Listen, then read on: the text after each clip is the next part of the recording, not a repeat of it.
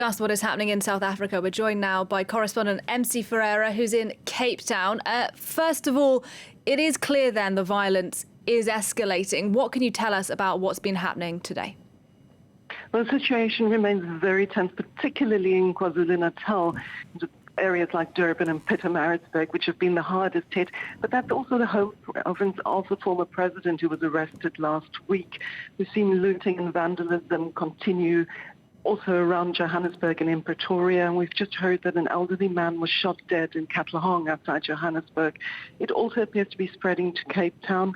There's a number of shootings here in the southern parts of the city, north and southern. Shops have closed here as a precaution because they fear that the unrest will spread to here as well. I mean, this is very much political unrest that's sparked by the former president's arrest, but it's really driven by poverty and mass unemployment that was aggravated by the COVID pandemic and its impact on the economic crisis. But there's also a sheer element of criminality with apparently well-to-do looters in among the rest making off with luxury items. So it's a really confusing situation at this point.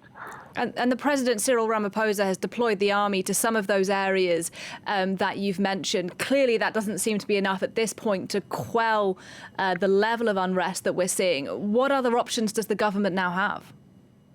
It's not clear because we're also seeing reports that the police are clearly overwhelmed, that in areas like Pietermaritzburg and Durban, citizens themselves have started patrolling to try and protect businesses and homes.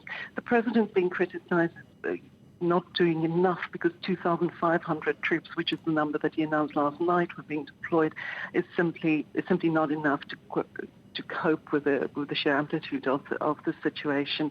We're having a briefing starting any moment now of the security cluster of government, so we may get further updates as to how the police and the military plan to handle it and whether they plan to deploy more people on the ground. All right, for the moment, thank you very much indeed, Emsie Ferreira, for us there in Cape Town.